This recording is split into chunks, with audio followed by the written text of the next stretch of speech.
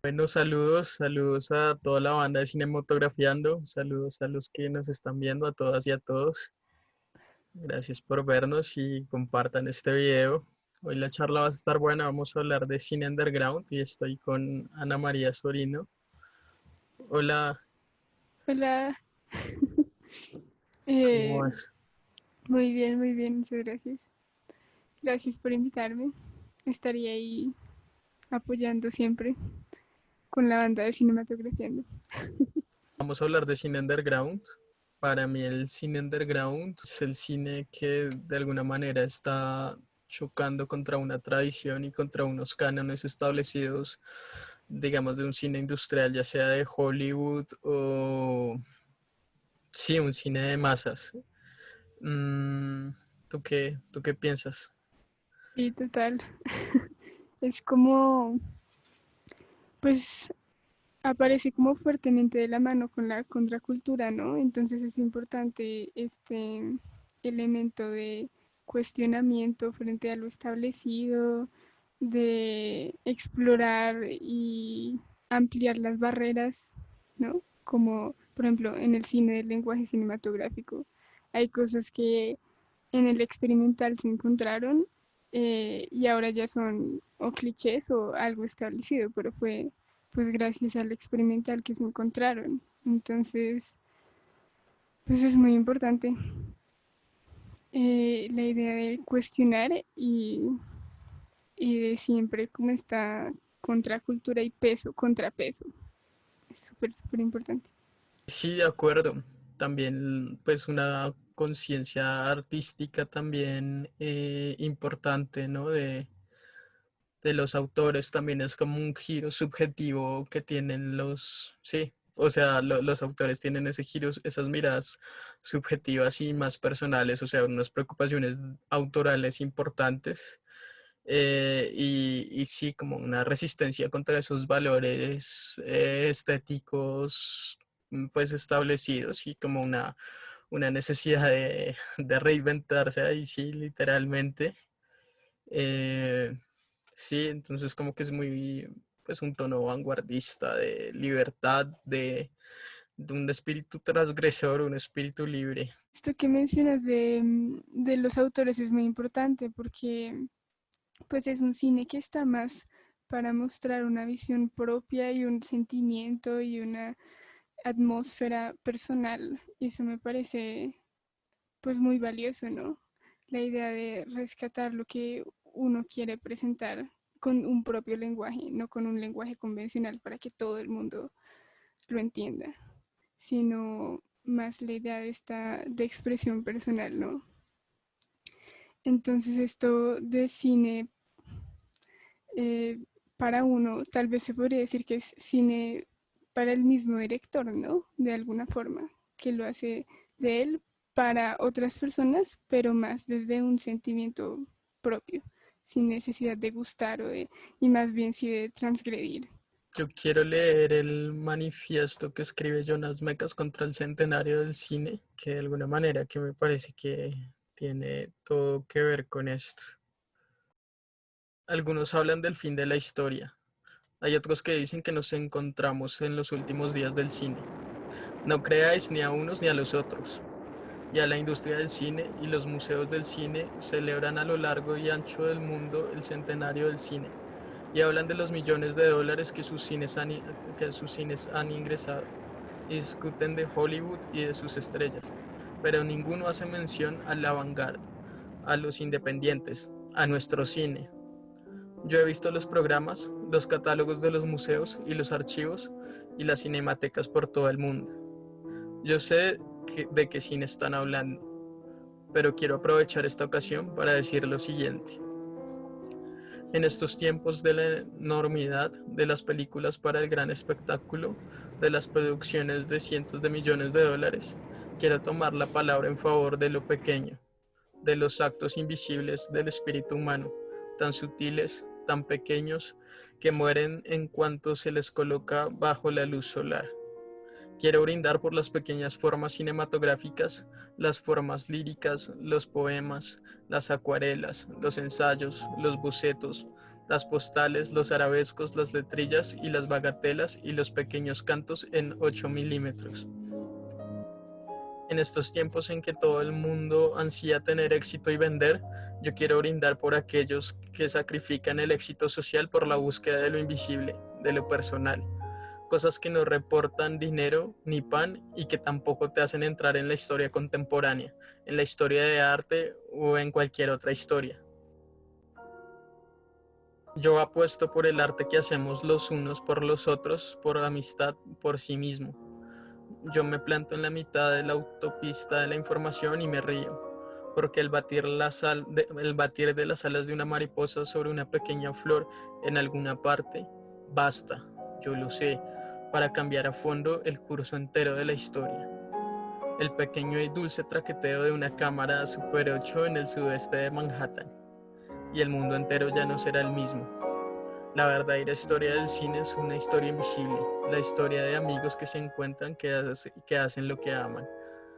Para nosotros el cine comienza con cada nuevo susurro del proyector, con cada nuevo susurro de nuestras cámaras, nuestros corazones se abrazan, mis amigos. No lo había leído, pero es hermoso. Sí, Sí refleja muy bien el espíritu underground y de cine de vanguardia. Porque también lo que me parece más lindo es que transmite la sensación de amor por el cine, ¿no? No de amor por la plata o la industria o el éxito, sino que es ese espíritu de amar lo que uno hace y puede como transferirse a pues otras instancias, ¿no? Lo que sea, pero lo hace por el cine. Y, y es algo que también tal vez uno pierde de vista si no es muy cercano a la escena underground, ¿no? Uno piensa que es simplemente ese espíritu de adolescente rebelde que no quiere hacer lo que le digan y ya, pero no, es persona que quiere expresar lo que siente con sus propios medios sin necesidad de querer gustarle a alguien o llegar a alguien en específico. Es como el sentir por el sentir.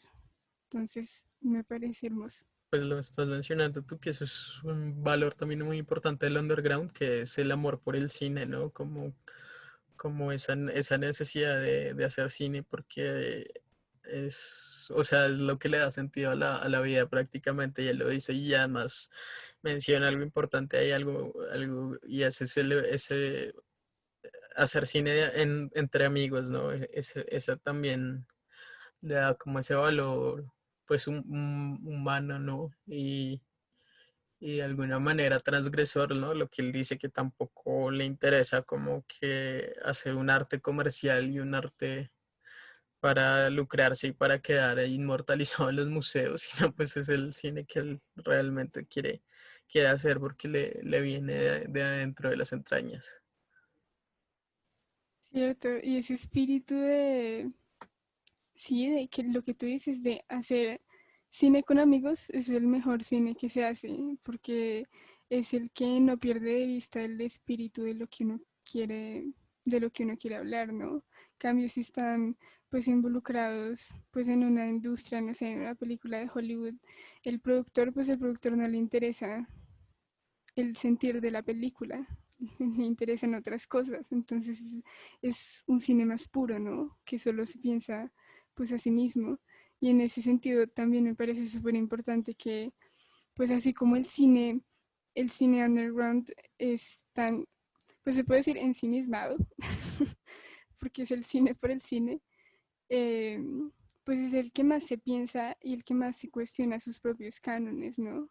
Entonces se encuentran otros lenguajes cinematográficos de los que uno puede aprender. Eso es como esa resistencia, ¿no? Ese espíritu. Pues te propongo entonces que empecemos hablando de películas que consideramos que se enmarcan dentro de este bello género.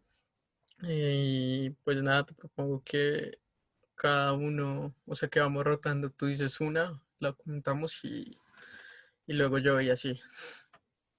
Se puede decir underground en ese momento, experimental en la historia, pues El perro andaluz, eh, que es como un hito en el cine, colaboración entre Buñuel y Salvador Dalí, dos grandes del cine y del arte.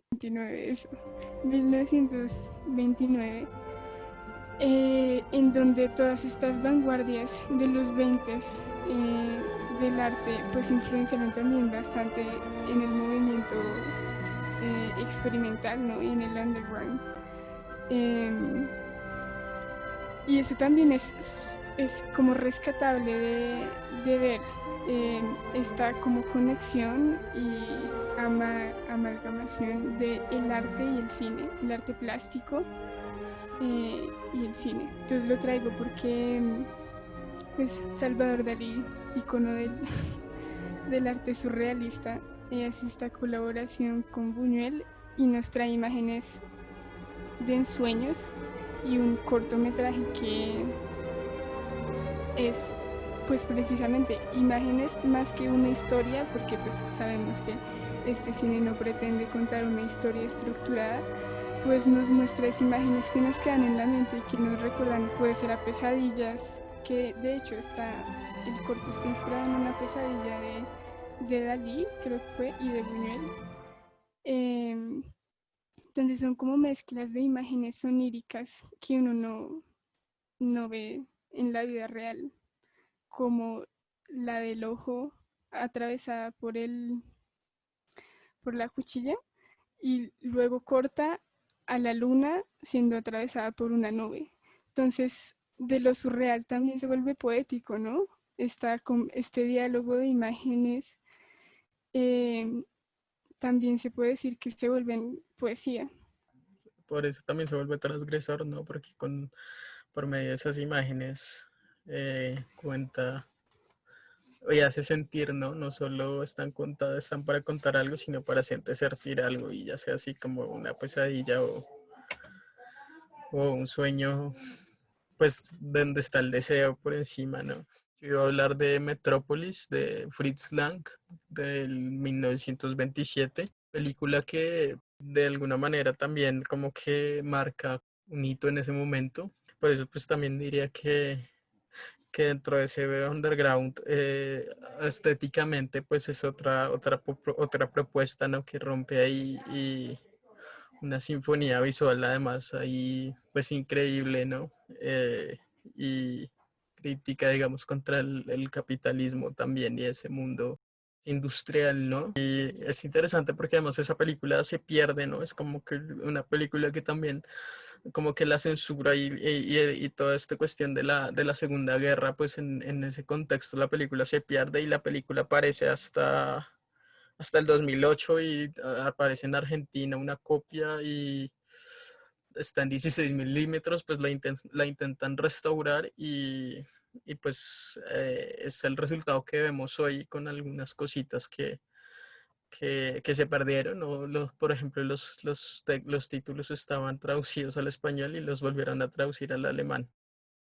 Esto que hablas de las sinfonías como visuales y de la relación como de la imagen y la sonoridad es también, es también como un elemento importante, ¿no? En este que en un principio cuando varios directores, en este momento no recuerdo nombres específicos de directores que hicieran esto, pero también experimentaban con esta idea de poder transmitir eh, el sonido, pero por medio de imágenes. Cómo poder hacer sentir lo que a uno lo hace sentir una canción, pero solo con imágenes y sin sonoridad. Entonces, esto pues es un elemento interesante, ¿no? Dentro de esta experimentación sin sol. Esta peli experimenta bastante con el sonido para transmitir una sensación de ensueños, que parece ser un elemento recurrente en este tipo de cine, como transmitir los sueños o representaciones que uno ve, que el inconsciente genera en imágenes y en sonidos. Y esta peli es una que hace Marker para hablar acerca de la cultura japonesa. También habla, creo que un poco de, habla de una ciudad en Francia y de lugares en África, pero se centra más que todo en Japón, y de viajes que él hace él con material que él mismo graba. eh, y por medio del sonido hace como una amalgamación de estos recuerdos que él tiene y de esta percepción de esas culturas que él tiene al llegar allá, que a uno lo transmiten no necesariamente una realidad, eh, que uno puede vivir allá, que cualquiera puede como percibir cuando llega a Japón o a alguno de estos lugares, sino, sino que lo transmite a uno como a un recuerdo. No intenta recrear lo que vivió, sino transmitir el recuerdo. Y eso es lindo porque el recuerdo no es puro, sino que se transforma y puede tener también variaciones que no tengan nada que ver con la realidad, se puede decir. Entonces llega a crear nuevos mundos dentro de un mundo que ya conocemos, que es Japón o que es África o que es Francia.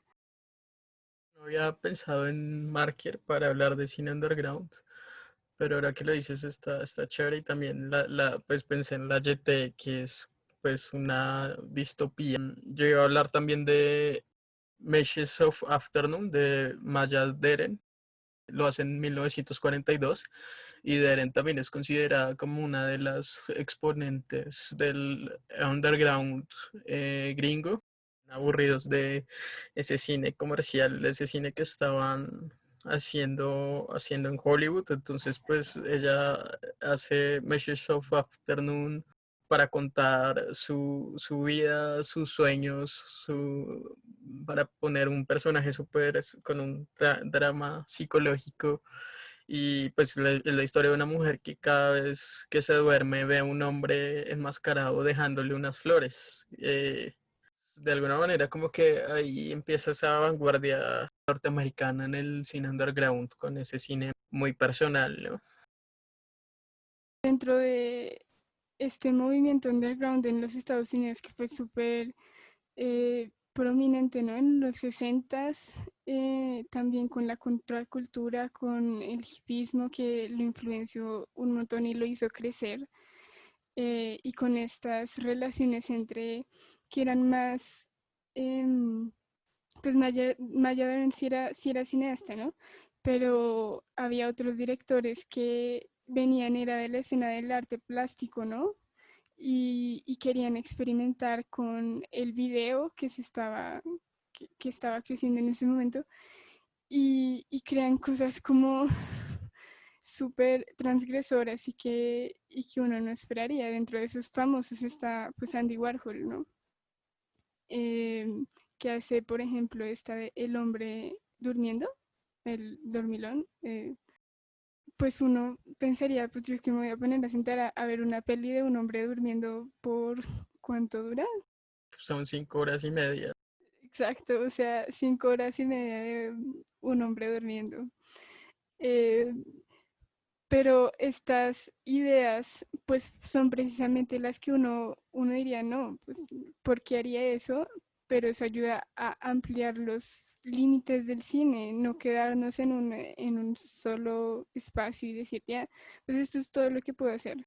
Y dentro de esos, yo quería hablar, dentro de estos directores de los 60s y 70s, está Paul Scharitz, que es uno como de los más importantes, ¿no? Eh, que experimenta con el video y dentro de sus obras está una que se llama Touching. eh, y uno de los elementos que más resalta es el flicker, ¿no? Que también se utiliza bastante, uno lo ve en múltiples pelis experimentales. Eh, el flicker y los colores vibrantes que a uno lo sacan que uno también lo ponen como incómodo, ¿no? Que a veces quiere dejar de ver o no entiende qué está viendo Y es por esta reacción que tenemos de intentar entenderlo todo, pero lo que ellos quieren es transmitir una sensación, entonces uno se tiene que dejar llevar y dejar de racionalizar, ¿no? Eso me parece también chévere, cuestionar este estándar occidental de racionalizar todo y querer entenderlo todo y más bien sentir. Entonces, eso es lo que uno hace con pelis de Paul Schrader, como Touching. Lo que dices esto me parece importante resaltar lo de la cultura, ¿no? Y pues hablando un poco del cine underground gringo, pues digamos que ahí lo que tú decías exacto, también está la generación beat y está como la poesía de Allen Ginsberg ahí como que rompiendo la escena re duro. Y digamos que bueno, igual estamos en los 60, pues 59 todavía, 57 de hecho es donde Casabets hace Shadows y todavía pues el racismo es muy fuerte y hablo de Shadows por eso de Casabets porque es una película donde los protagonistas son negros, ¿no? Y de entrada pues ya empieza ahí a romper. Luego, además, es como una película que él pues hizo con un presupuesto re bajo porque no pretendía hacer una película, sino simplemente grabar como el ensayo que estaba haciendo con sus estudiantes de actuación y pues terminaba volviéndose, volviéndose una película y Casabets pues como que entonces incursionando ahí al cine y como que para mí pues es uno de mis favoritos y es uno de los pues independientes norteamericanos. Entonces, sí, Shadows es esa película que él de alguna manera no se propone y que de alguna manera pues genera tanto choque pues por eso, esos valores, ¿no? Que rompe ahí, ¿no? Súper, yo no la había visto, la voy a buscar. Y ya como para venirnos más acá, quería hablar de una que una pues contemporánea, es del 2003, se llama Tarnation. Y sí, pues sí cuenta una historia, pero tiene elementos, y pues tiene elementos del documental claramente, que ese es otro punto a tocar, ¿no? Interesante la conexión entre el documental y el experimental, que es bastante fuerte, como que se apoyan mutuamente y se expanden sus barreras. Entonces, Tarnation de Jean Couté, una recopilación que hace de material de archivo que le encontró de él para recrear la relación que él ha tenido con su madre y cómo eso a él lo afectó y pues sí, cómo lo formó, porque su mamá no era una mamá convencional, sino que pues tenía bastantes problemas. Y lo chévere es que pues con estas experimentaciones del lenguaje no es un documental que uno diga, pues sí, es él hablando frente a una cámara y hay un entrevistador y luego aparece la mamá. No, es transmitir lo que él vivió a través de imágenes y sonidos y, y de la manipulación. Esa es otra cosa, la manipulación del material que se encuentra, que a uno lo hace pues no percibir las cosas como uno las percibe diariamente, sino encontrar nuevos elementos. Entonces uno logra sentir, a mí lo que me hace sentir esa peli es como agobio, no sé. Eh, entonces es interesante el punto hasta el que uno lo pueden llevar, ¿no? Hasta el que un sonido y una imagen a uno lo pueden hacer sentir algo que no ha vivido. Yo no conocía a su mamá, ni lo conozco a él, pero, pero pues pude sentir su experiencia. Entonces eso es. La peli es buenísima, pues es súper, súper impactante, sí, pues es muy íntima, ¿no? Y creo que eso también es lo poderoso, ¿no? Que toca hablar de la montaña sagrada de Jodorowsky, que es en el 73, y que rompe también pues con unos cánones y digamos que el man tuvo la ventaja de que en ese momento los Beatles estaban enamorados de su cine, el topo, digamos, la ponían de telonera en sus películas y como que les da por financiar la montaña sagrada y él puede hacer lo que hizo, que fue lo que se le dio la gana y hacer una película súper provocadora en ese sentido. Por eso me parece muy underground, porque es muy provocadora y pues digamos que si me recuerda, por ejemplo, El perro andaluz, así como lo que hablábamos de imágenes que están ahí, o sea, que la película puede narrativamente no ser estructural, pero las imágenes te están haciendo sentir muchas cosas por sí solas, ¿no? Entonces, eh, me parece genial. La peli incluso actuar George Harrison, pero como que a lo último se arrepintió, ¿no? No quiso como mostrar su rostro ahí. Es muy importante, sí, la montaña sagrada.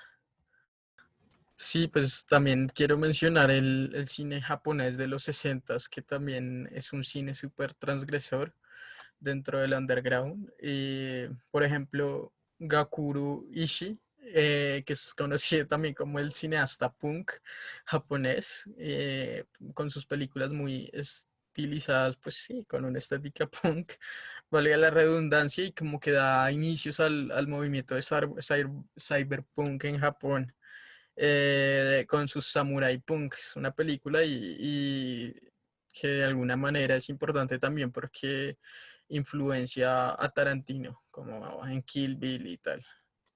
También en el 66 hablar de Koji Wakamatsu, que hace El embrión, es un cazador furtivo, y más adelante también hizo El Imperio de los Sentidos, y digamos que es pionero en el género conocido como Pinku Eika, o sea, películas niponas, que son películas con un contenido bastante erótico. Y por eso mismo como generan tanta polémica, ¿no? Y es por eso mismo transgresor en ese sentido, violentas y como transgresoras en la moral. Pues por ejemplo el embrión de un cazador furtivo narra la historia de una mujer torturada por un demente. Uf, también es importante hablar de Man Who Stole the Sun en 1979, dirigida por Kazuhiko Hasegawa, y que es un thriller también muy recomendado porque revoluciona la narrativa del cine y del género, porque a pesar de que es un thriller, como que uno no entiende bien, él explora todos los géneros, digamos que se mete por el drama, la comedia, por el deep pan, sí.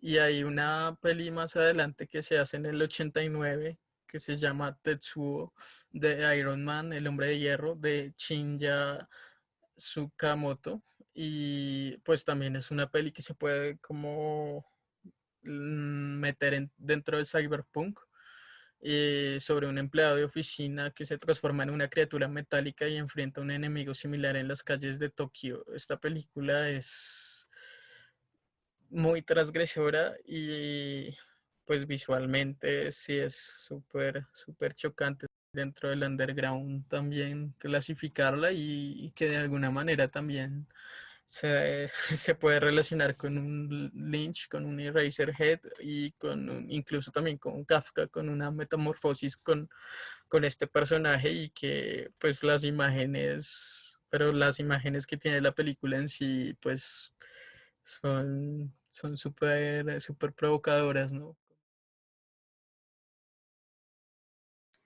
Sobre el cine japonés, hablando de Tetsuo, pues lo estuve buscando y el Tetsuo que me aparece, aparte de la peli de la que estás hablando, es el de Akira y el de la peli de Katsuro Otomo de 1988, que ese es un anime, ¿no?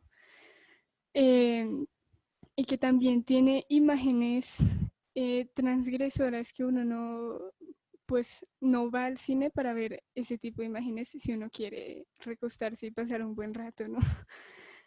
Em, y ese cine también utiliza pues el cine de, espera, vuelvo a comenzar.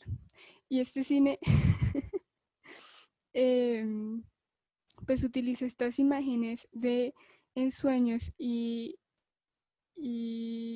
por ejemplo, con Paprika, que también influye. En ese colchón de underground, Sí, Harmony Korine.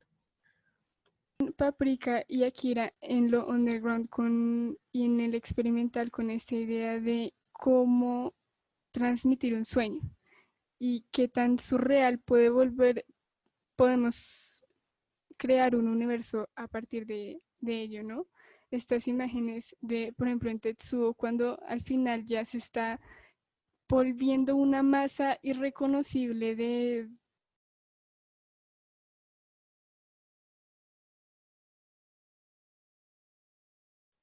me parece que también tiene mucha relación con la cultura de ellos, ¿no? Esta conexión no solo con lo surreal, sino con los planos espirituales, que no son planos que uno espera, con los que Occidente no estamos tan conectados, ¿no? Y para cerrar con bueno, con Funeral Parade of Rose de 1969 de Toshio Matsumoto, película que también es transgresora porque recorre pues una escena gay underground de Tokio de los 60 y pues influenciada también por las drogas, la violencia y la marginalidad. Y pues esa peli también es importante porque se nota ahí la influencia que tuvo Kubrick para hacer la Naranja Mecánica.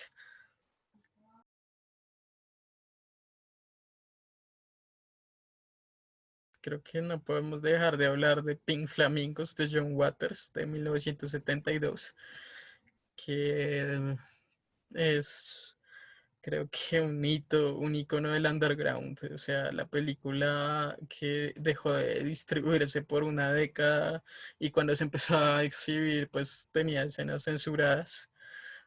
A Waters, William Burroughs lo bautiza como el papá del trash.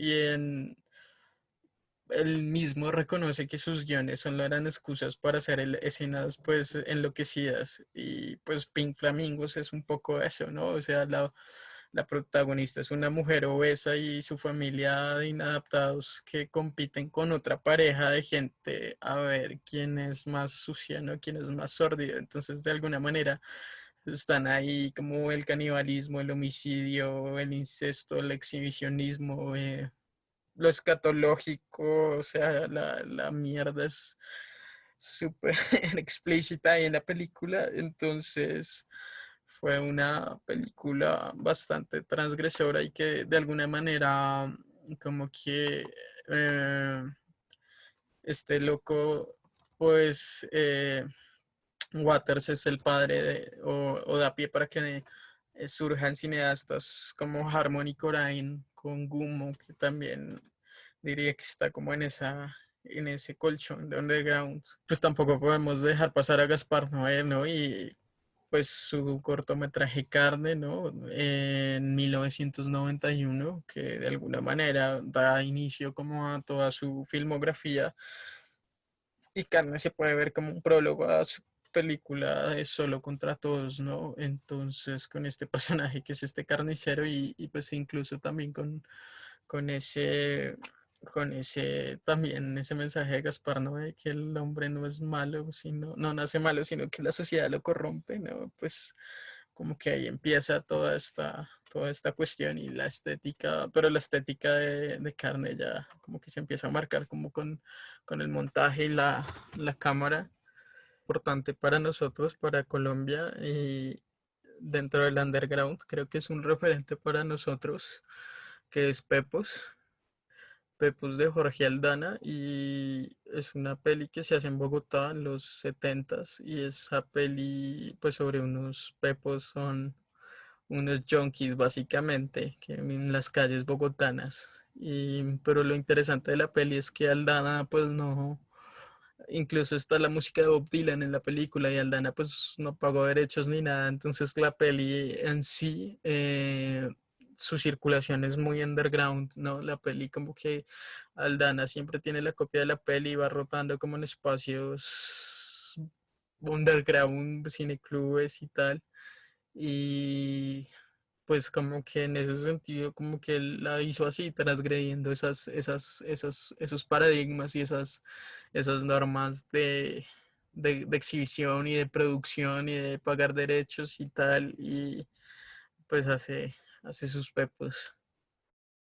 Y esta idea de hacer pelis como de la, pues esta no hace parte como de la underground, pero esta idea de democratizar y de que cualquiera pueda hacer cine y pueda decir lo que se le dé la gana, pues eso también es gracias al underground, ¿no? Como la idea de que el cine no hace parte de una élite y solo puede contar un tipo de historias con un tipo de lenguaje, sino que eh, pues así tenga 0 pesos, pero tengo una camerita chimba y tengo amigos con los que puedo hacer la peli, pues la hago con mi propio lenguaje.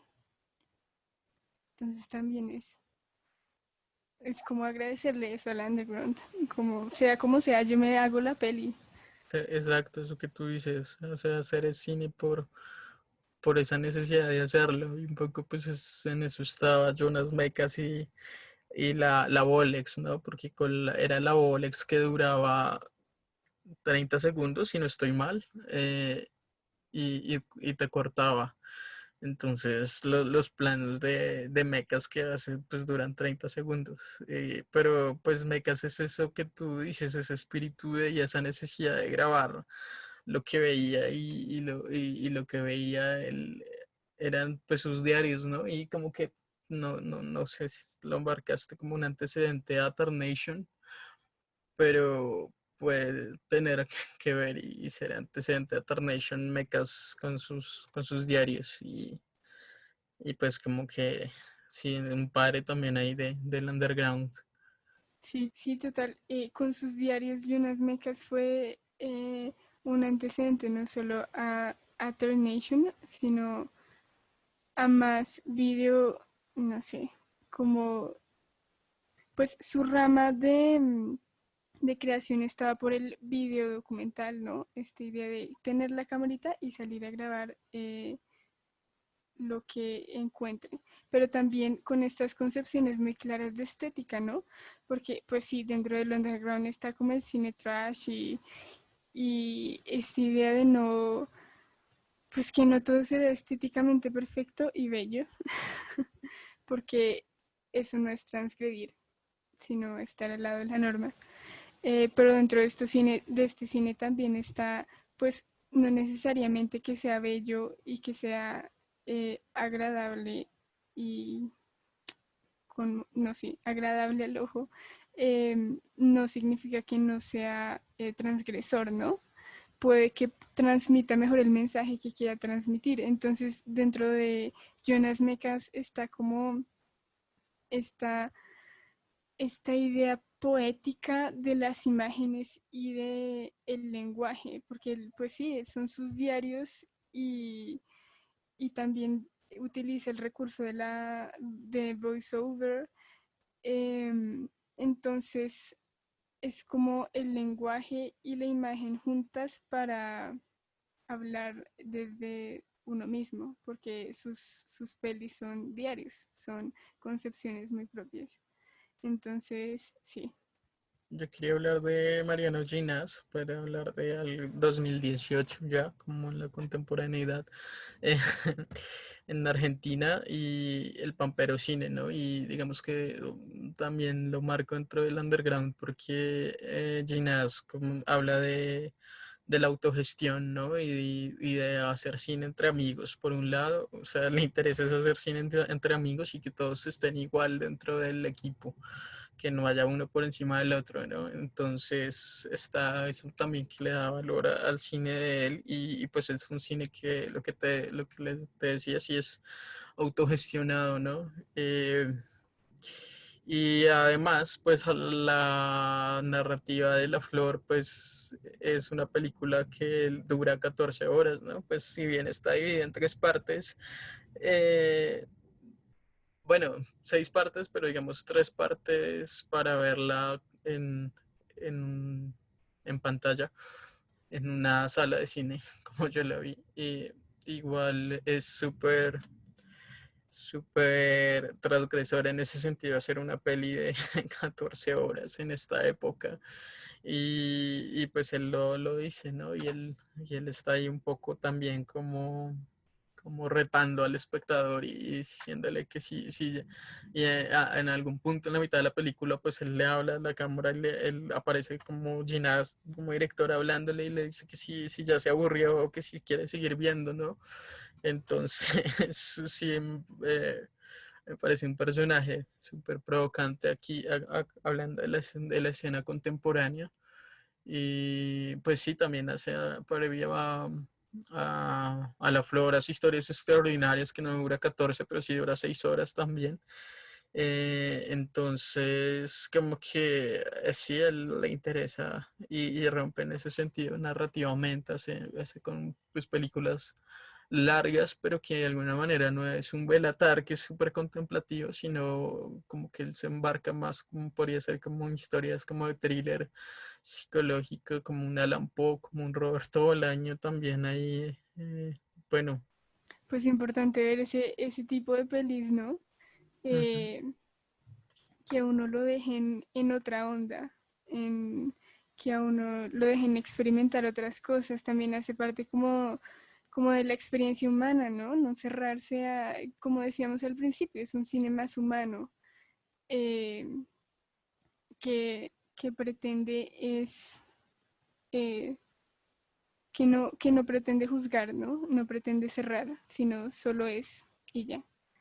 Entonces, pues en ese sentido es súper importante.